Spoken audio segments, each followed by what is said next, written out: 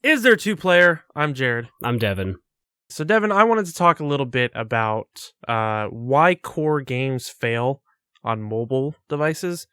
And this is cores in quotes, by the way. I hate that term. But just for the sake of this discussion, we'll use that term. Because... All right. And for those who don't know what core games are, they're just not casual games. That's probably the best way to put it. Like Candy Crush. Yeah, Candy Crush is like a casual game. And then something that's a little bit more in-depth or more hardcore would be considered a core game that core gamers play. But this discussion was inspired by an opinion article that was written on Polygon with a provocative title. How shocking. Polygon writes provocative nonsense on their site. That's how you get people to read it. It's called The Mobile Games Market is an Absolute Mess, Thanks to You. And it was written by... one of the developers of Bug Byte, I think the name of his thing is. And his name is Aksel Junkilla, I believe. Yeah, sounds about right. Specifically, the game he's talking about is Battlestation Harbinger. Now, I played, real quick before we get into what he said, I played a little bit of Battlestation Harbinger. Did you play it or look up anything about it? Yeah, I looked at it and I saw some gameplay footage of it. I didn't buy it, but yeah, I saw some of it. And yeah, how'd it look? I don't. It's like, it's not super special. It kind of like probably on its face, the thing you could compare it to would be something like FTL, but it's not a roguelike, and it's not exactly like FTL, but it's like a space game where you're flying around, shooting stuff, gathering things, building up your ship. That sort of game. Mm-hmm. You've seen it before. Yep. It was on sale, just to be clear. I didn't buy it for full price, thank God. I mean, it's not bad. It was okay. But it's only $2, right? It's $2 now. I think it was on sale for $2. Okay. But so in this Polygon article, he talks about how the problem with mobile gaming, one of the best lines that kind of or the sentence here that sums it up, what he says is, you see, we have a problem in the mobile gaming sector thanks to you.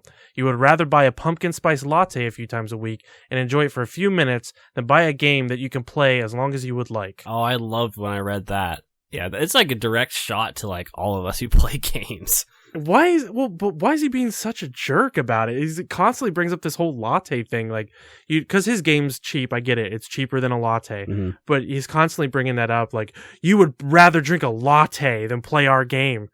It's like, well, don't you think that says something about your game, buddy? Yeah, not a very good comparison anyway, though. Just everybody has bad habits where they go out and buy like sweet teas every day from McDonald's. I don't know why they're comparing it to a game purchase on their phone. Yeah, someone must have said something to him at some point, like, I'd rather buy a lot. Like, that was probably a review or something. It probably was, because he actually talks about getting blackmailed about the reviews. Oh, right. Yeah, he does talk about that later then, which I'm sure that happens. I'm sure it does. For those who don't know, he just says that people will blackmail him for good reviews on the App Store and stuff like that. Give me the game for free or I'm going to give you a bad review or something like that. But whatever, we can get more into that later. So his big problem, he's saying that core games on mobile could be a lot better if we would only support them with our money. And he's saying that we're not willing to, like us, the quote-unquote core gamers, aren't willing to support these games with our money. Yeah, not only that, but like, just because it costs money, their games are going to falter. Right. He also goes on to say about how it has to be free to play or it's not going to be popular, it's not going to flourish, which I think is absolute nonsense on both accounts. Oh, absolutely. There's two problems with his whole idea here. The first is that people want the belief that people want these core experiences on a mobile device. Right.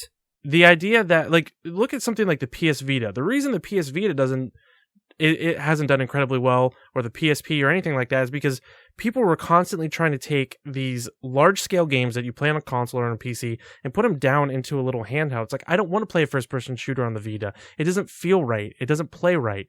And the same thing goes with mobile. Like, this complex... well, it's not super complex, this Battlestation Harbinger game, but it's more complex than something like Candy Crush. Yeah. So you're asking me to play this very complex game on this small device. It's like, it's just not built for that. It doesn't make sense. It doesn't work. Yeah. A lot of people are complaining about having to play it on a tablet or phone where you don't have an actual physical controller and you have to use the touchscreen. Like, that's why a lot of those hardcore games, or whatever you want to call them, they don't explode like that, is because they're just not meant for that kind of gaming. Right. You don't have the proper equipment or tools. You know, you're having to use your finger to touch these little points on a screen. And so what's going to happen is you either have to, like, I have a stylus for my phone. Most people don't have styluses for their phones.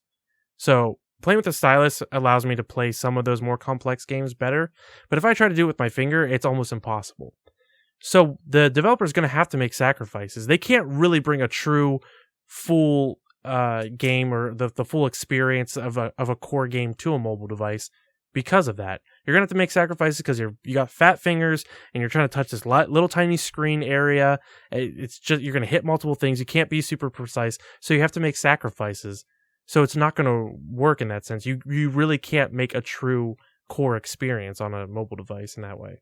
Yeah, I think his argument as well about like paying $5 for a game on mobile, like if you charge that much, nobody's gonna, like, no game can actually rise and get a lot of sales. I think that's just ridiculous. There's a lot of games that cost $5 and less that have made a ton of profit. Like, absolutely. I know Yearwalk cost money and it was like a big hit, and the Room games were really big and they cost like $4 or $5. It's like, it's not like it's just his game and every other game that costs that much money, like nobody's buying them.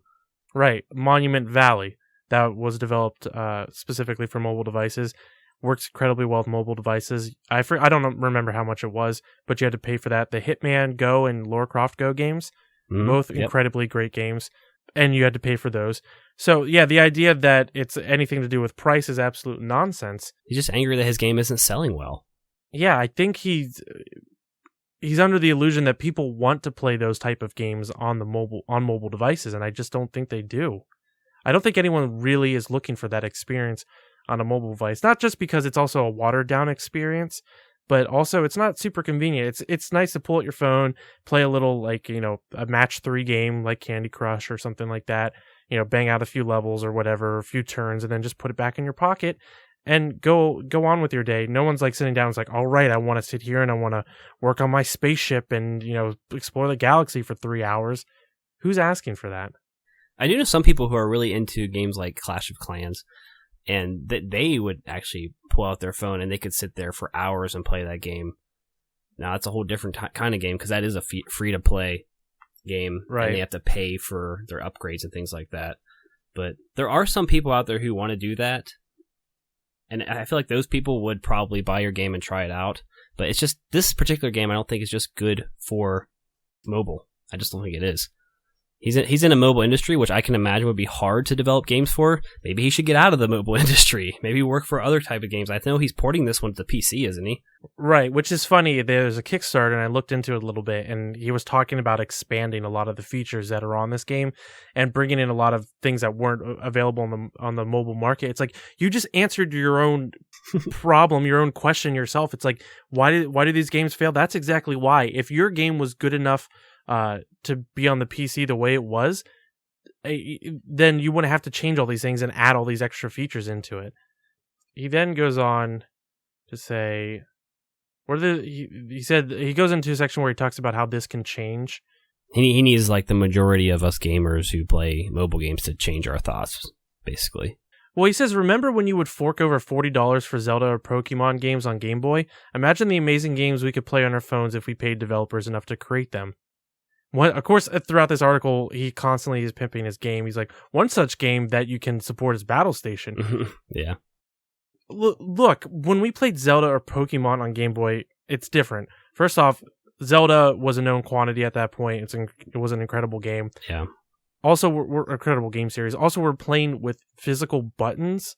It's a completely different experience. Absolutely. How does he not get that? He's a developer. He should realize that. They are majorly well-known titles. Obvious. Like, a lot of people know about those games already, and their marketing destroys this. I guess you'd call them, are they like an indie developer, I guess?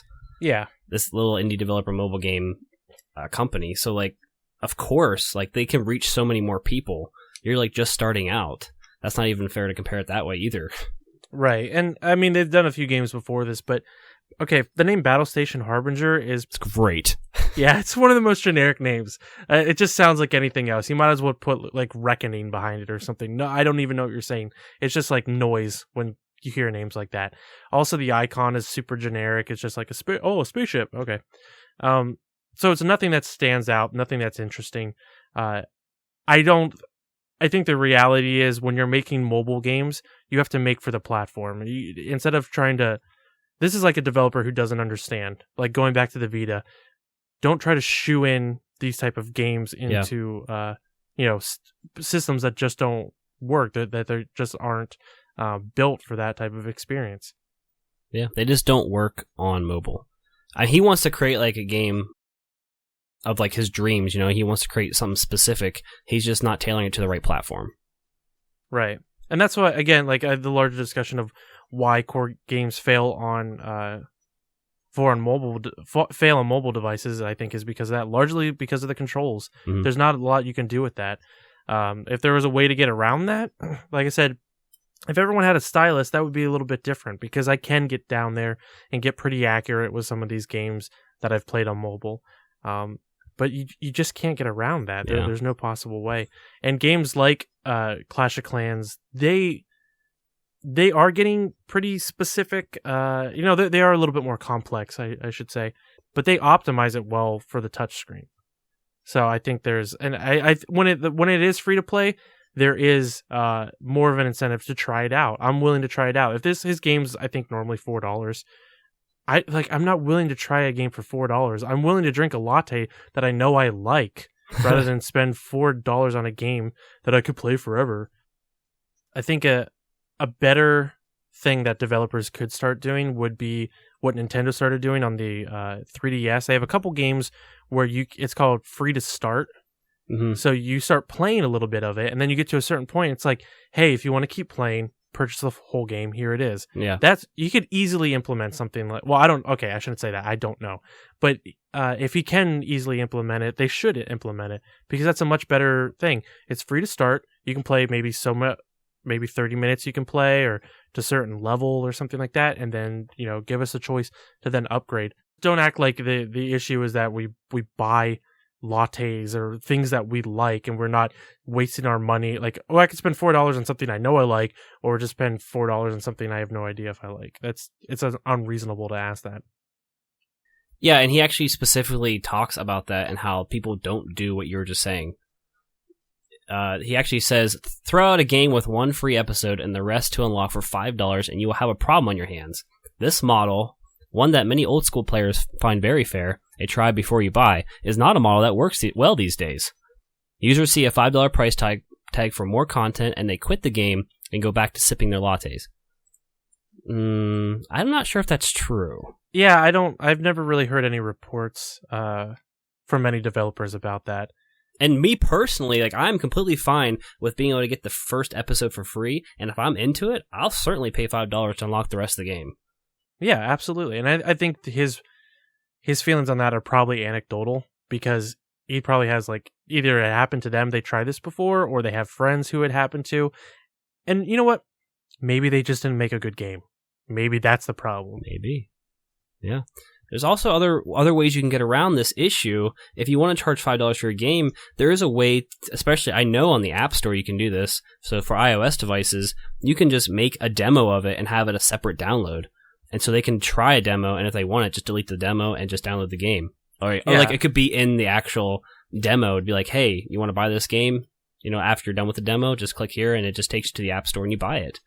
Yeah, plenty of apps. Why can't you do that? If it's really a good game, people will buy your stuff, and you're just frustrated over people not buying it. And to be clear, his game's not bad. I did look at the reviews. There's a lot of positive reviews. People do seem to like it, but you also have to realize you're catering to a niche market with this type of game. You're not going to be a Candy Crush or a Clash of Clans. Those are huge. Those are things that my sister plays, and she doesn't play video games. Those are the type of things that the average, not core gamer is going to like. Most core gamers are playing these type of games on their PC or on their console. And like you said, everybody's comparing this game to FTL, which is on PC. Yeah, which is also on mobile, and I think it did pretty well on mobile. Oh, is it? I believe they ported it over to mobile. Well, they are. I'm losing my I don't know if they did, but regardless, they already had the following and the niche group, if you want to call it that, on PC. So those kind of people probably just followed suit and went to the mobile then. Right, and you have to realize that these people, like the people that want to play these games, are already a niche among a niche. Because people who are serious gamers, so to speak, serious players, they are already the minority when it comes to all people who play video games. And then you have the ones who want to play this specific game. They're a minority within that minority. So yeah. You're not going to sell a crazy amount of games that way. So I'm interested to hear more about the whole thing about people kind of holding them hostage for reviews. I could see that happening. Absolutely. I think that would happen to a lot of indie developers, which is sad because that's probably what a lot of people like. If I'm just a random person on the App Store looking through games and I'm like, oh, maybe I'll try this game out. It's $5. Maybe you read the description and you're interested, or you watch a video on it, and then immediately you look at the reviews and you're just like, why does it only have a 1 star? But we gave him solutions for that. There are ways that he can avoid that. If you're giving out some of it free to try, then you don't run into that issue. That's not going to happen. All these issues can be very, very easily solved. And I think he's just choosing to ignore them because he wants people to pay full price right off the bat for his game, or just blindly love his game.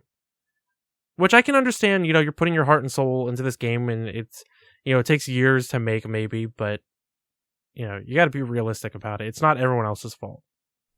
Apparently, it's really bad. I don't know if he's being serious with this comment, but he said, my company and I are in the red, desperate to bring in more money before we have to lay off our workers and close our doors for good. I feel like that means you budgeted wrong or something. He probably put too much money into the project for the game and is not reaping the benefits. I mean, I don't want to say it's definitely your fault, because maybe it seemed like there was a market for this, and then when it came out there wasn't. It's hard to say, but I just feel like there's a lot of pointing fingers, and he's not pointing them at himself, which he should be, and just realize maybe we made some mistakes in certain areas. Yeah, to make the generalization that it's like the mobile gamer's fault, it just seems ridiculous of an argument. I just feel like when I personally look at a game like this, if it was presented to me on Steam, right, I'd be like, yeah, I think I want to try this out. But if I see it in the App Store and I watch a video on it and I know what it's about, I'd be like, I have no interest. So there's a big disconnect there for some reason. I don't know why, but I just on PC, maybe I'd want to try it, but on mobile, I'm just not a mobile gamer though, so maybe I'm not a good person to ask. Well, yeah, I think you'd have to also look at the mobile market as a whole. Who is playing those type of games? And I think there's this big, because we have a certain part of the industry that wants to basically lie and say that oh, look, all these people are playing video games who aren't, the whole thing about over 50% of women now or of gamers are women at this point. But it's they're counting people like your mom who plays one mobile game a week or something like that. And you have to realize, when you have this inflated idea of what the gaming industry is made up of, then you think there's this bigger market there. And there's tons of people playing mobile games, but what are they playing? They're playing the match 3s and the really basic games like that are a lot more simplistic and not these more complicated core experiences. And so when you're developing with the idea that you think all these people exist there and they actually don't, you're kind of setting yourself up for failure. Which I imagine that would be difficult, because you could possibly make a really good, solid game, but people just don't want to play that particular game. You have to know who you're marketing to. Who is your audience? Yeah, like I said, like you mentioned, I don't want to play some of these experiences on mobile. And I know people who play Clash of Clans will pull it out every so often and do a little bit of it and then put it back in their pocket. And maybe Battlestation is built to be that way. I don't know. I haven't played enough of it to really talk about it, but that's kind of what you have to go after. You have to design your game in that fashion if you want to get big. There's certainly a small market for games like this, but it's just not the majority of people. And he just has to be realistic about that. Yeah, advertising's a big deal too. I mean, if you don't have the advertising and the pull to get people to look at your game, then you're also going to have trouble. Yeah, no, I certainly agree that I think there is an issue when it comes to the App Store sometimes, the way that certain things are curated and pushed to the top. Like like when you log on, you always see Clash of Clans there. And I feel like there's not many people who don't know what Clash of Clans is. That's probably not true. There's probably a lot of people who don't know, but a lot of people know about that stuff. The indie, smaller, tiny games, the more interesting projects out there, I don't think get a lot of shelf space, so to speak, because like most of the cool games I hear about, like Lifeline and Monument Valley, and that solitaire game that I play that I can't remember what it's called, but it is a good game. Give me a second. I want to say what it is. Sage Solitaire. That game's cool. Those games are not put up there on the front page and it's like, hey, you should check these out. They're usually something that you kind of have to dig through to actually find, or hopefully hear on a podcast or see on a website or something like that. He said his game was featured on Apple and Google as one of the best new games. Oh, well then shut up. He said that like in the first, like his second sentence, and then just kind of shot it down saying like, yeah, that happened, but I still didn't make enough money for this game. Okay, then people didn't want your game. Like that. Then that's what it comes back to. I'm so confused with reading this article. Yeah, the one thing that I really got annoyed with at the bottom of the article too, he says, as the industry stands, there is no room for creativity anymore. No room for the passion projects. There's only room for those who want to build games that milk their customers without making them angry, because that is the only way we can survive. It is not about making good games right now. The customer doesn't care enough. I hope that we can come together to enact the change in the industry before the effect becomes irreversible. It's like, all right, settle down. The apocalypse is not upon us. Look, these games aren't bad. Like, I may not like all the free-to-play crap that gets jammed into these games, but if people didn't like them, they wouldn't sell. How is that? Like, that is such a logical jump that he makes in this. People just want to play these games because they're free. They don't like them. They just want to play them. It's like, do you really believe that? Do you honestly believe that nonsense? No. So, yeah, there are a lot of games in there that are very much alike, though. Game of War and Clash of Clans and a million other games that look exactly the same. I get that. Like, a lot of mobile games are getting kind of overshadowed by some of this nonsense, but people like that stuff. That obviously sells. So don't act like that's the problem. Yeah, he's ridiculous. The idea that there's no room for creativity or no passion projects and stuff like that is just absolute nonsense. We both named some games that were completely unique, that broke the mold when it came to gaming, mobile gaming, and those did incredibly well. Hitman Go, Lara Croft Go, Sage Solitaire, all these different things that are so different from what you normally see on the Threes was a very good game. Ridiculous Fishing, so many good games out there that are so different from what the App Store is filled with, and they did fine. So, maybe it's you. I don't know. Think about that. And those games were meant for the mobile game market because it was meant to be like a touchscreen game, I guess. Like, they were fine with just using your fingers on the screen. It wasn't necessary to have a controller or actual feedback with the buttons. So, right, like Hitman or Lara Croft Go are the perfect examples because they're nothing like the source material for those games. They didn't try to say, okay, we're gonna shove these full games, like full Hitman game, full Tomb Raider, Lara Croft game into a mobile game. They said, like, how can we make this work on mobile in an interesting way? And they did it. Yeah, because I'm definitely not going to play a normal Hitman game or a normal Tomb Raider game on a mobile device. No way. Right. And also what he mentioned about the $40 thing. The reason we don't play for $40, like, there's a lot of reasons we mentioned, like the controls and other things. We're not going to play $40 for a mobile game. But the only games that can put their price tag up there to like $15 are games that are really well known, like the Final Fantasies that get ported over. Grand Theft Auto. Right. They're like $9 or $10 and things like that, yeah. Even though GTA plays like crap on, I know. Using the touchscreen, but a lot of people bought that. The Final Fantasy games, people buy those because those are known games. We know we like them.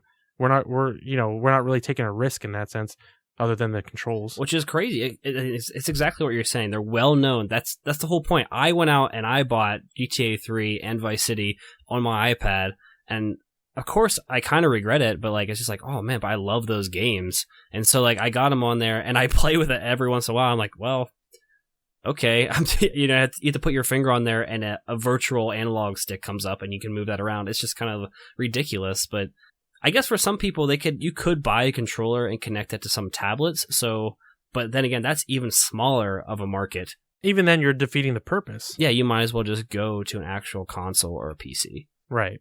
Like they have things where you can hook your phone into like a controller sort of setup, or Bluetooth a controller, but it's weird. I just don't think. I think the problem is the creativity comes out. See, like he says there's no room for creativity, but it's not creative to take a core game that exists on a larger. Like his game is just basically. It's not that it's not original in its own right, but all the ideas that I saw on there so far have been done before, and he's just taking that and trying to cram it into a mobile device, or they're trying to cram it into a mobile device. The games that do well, they take something that's interesting, like Lara Croft or Hitman Go, and they take it and make that core game into its own interesting mobile game. And I think that's the problem. I think that's the disconnect for him. It's like, maybe just don't port the same game over. Maybe think of something more interesting. Well, I'm interested to see how well he's going to do when he tries to port this to the PC, and now he's actually trying to get some help by doing a Kickstarter with it. Yeah, I don't know. I'm curious to see how that does. I guess one last question here is like, do you think there is a place for... well, I think it's kind of a stupid term, like I mentioned at the beginning. Core, like what is a core game? At what point does a game become a core game? At what point does it become a casual game or not a core game? It's kind of a really dumb, a dumb terminology we have, but I think a lot of terminology we have in video games is kind of rough. But like, I feel like something like Hitman Go would be considered a core game in my mind, or like Lara Croft Go is a core game. I don't know. That's hard to say. It's like a board game. Yeah, but does complexity mean it's not a core game, or it is a core game, but if it doesn't have complexity, then it's a casual game? I feel like that's kind of dumb, because like Gears of War would be considered a core game, but it's not complex. There's probably a lot of factors that go into it, because I'm also thinking like maybe it's just like a heavy time sink into it, where you have to like spend a lot of time and like work your way up. Yeah, but things like Candy Crush are like that. Or I'm not saying addictive. I'm saying where but like you have to spend a lot of time to progress. Okay, then maybe it's just a core thing is maybe just something that's kind of out there that only a very like a minority group of people are interested in. Maybe that's part of it as well. I think we should stop using that term. Like in the industry, we need to stop using that dumb term. What? Yeah, I wouldn't care.